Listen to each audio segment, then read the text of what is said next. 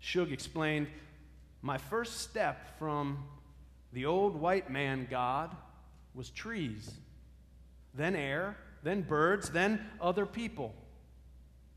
But one day, when I was sitting quiet and feeling like a motherless child, which I was, it come to me. The feeling of being part of everything, not separated at all. I knew that if I cut a tree, my arm would bleed. And I laughed, and I cried, and I run all around the house. I knew just what I was. In fact, when it happens, you can't miss it."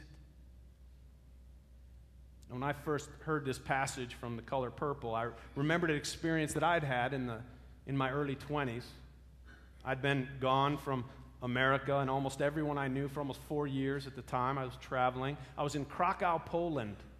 I was camping out on some peculiar man's driveway.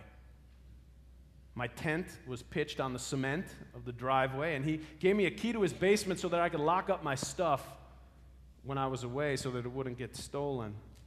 His basement was the dirtiest, dankest, most mildew-smelling place I've ever been. It was a storage cellar, and there were piles of old worn shoes and empty jars, and it was clear that this man hadn't thrown anything away since before World War II. Now, this particular night, it was cold and it was raining. My travel partner, who was also my girlfriend, was off somewhere, and I was all alone, trying to stay dry in this dank cellar. My girlfriend and I had recently decided that we were going to break up and that she was leaving for Israel the next day. So sitting there on an old musty mattress under the light of a 40-watt bulb hanging from a wire in the ceiling, I felt as sad and alone in the world as I ever had. Here I was with a tent and a bicycle far away in Eastern Europe, and the one person who knew me best in the world was about to be out of my life. But at some point, in the midst of my loneliness, I suddenly had a feeling come over me that I was part of all that is. The feeling washed over me like a wave and gave me a sense that I was a small part of something much larger than myself. And I was not separate from the marvelous world. And I was okay. And I was not alone. And as I stepped outside, the cold rain now felt more like a brother than an enemy. The feeling, it didn't last for very long, but it left a powerful impression. I still had a lot of grieving to do, but that experience of feeling connected in that way with all that exists, it stayed with me. It was a moment of grace that has helped fuel my passion for love and inclusion in all people. Because I believe that we're all connected. And when one of us loses an arm, we all bleed. And when the earth loses a species, a piece of each of us dies with it. When I went to seminary, I discovered a Christian theologian named Sally McFaig, who wrote a book called The Body of God. And in it, she describes a God that meets all the criteria that I mentioned earlier. Even atheists, scientists, and the inhabitants of planet Pandora can appreciate this God. It's a theologian's version of Alice Walker's character Shug's God. Sally McFaig describes God as the energy that animates all life. Sally McFaig says that's the energy in the universe that propels the wind and the waves and the warblers, the energy that allows us to move and breathe and sing and dance. This energy, which is a scientific fact, is part of everything.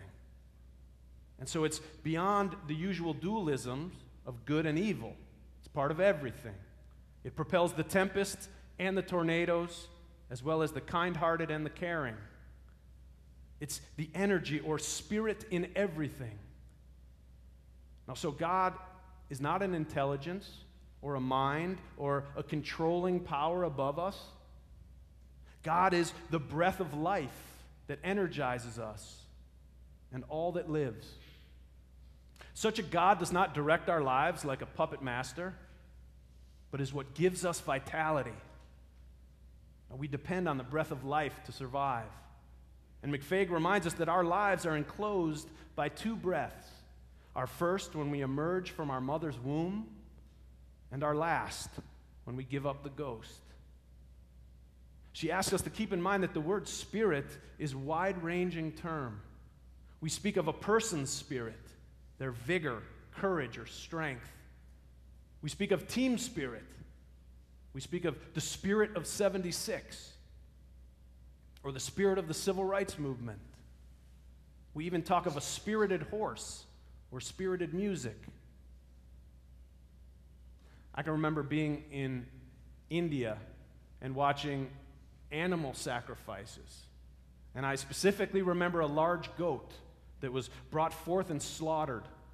The goat somehow sensed what was coming because it was fighting to get away as they dragged it onto this altar. And I could see the life in its large brown eyes as it pulled and kicked and squealed. It was animated. It was conscious. And then, with one quick swing of the sword, it laid before us in two pieces.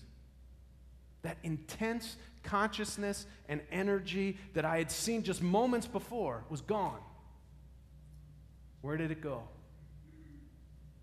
Science tells us that energy cannot just disappear.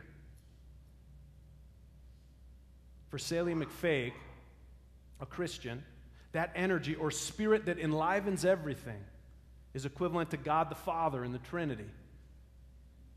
She's come to see that this is what her fourth grade Sunday school image of God was pointing to. It's infinite, it's all powerful, it's all pervasive. It creates, it sustains, and it destroys us and all life. It is the very breath of life. So for her, the physical universe is the body of God, or the Spirit made flesh. The physical universe includes you and me and all of nature. We're all physical manifestations or incarnations, if you will, of the universal Spirit, or God the Father. Now, don't misunderstand. This does not mean that you or me or a tree is God, right?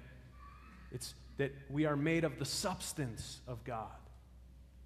It's different. Of course, Einstein discovered long ago that E equals mc squared, right? In other words, matter is just energy in a different form. So, in fact, all physical matter is a form of the energy that animates all existence. So now we have an infinite and all-powerful energy that is scientifically understood. And we have the idea of the incarnation in the form of all physical matter. So you're probably wondering, what then is the Holy Spirit in this Trinity? And I love this. The Holy Spirit comes into existence when you or I choose to use the energy and spirit within us for kindness, love, compassion, generosity, and forgiveness. By doing so, in essence, we make the Spirit holy. Now remember, the universal Spirit of God encompasses all, including both good and evil. So when we use our energy for a holy purpose, we give it the form of something good.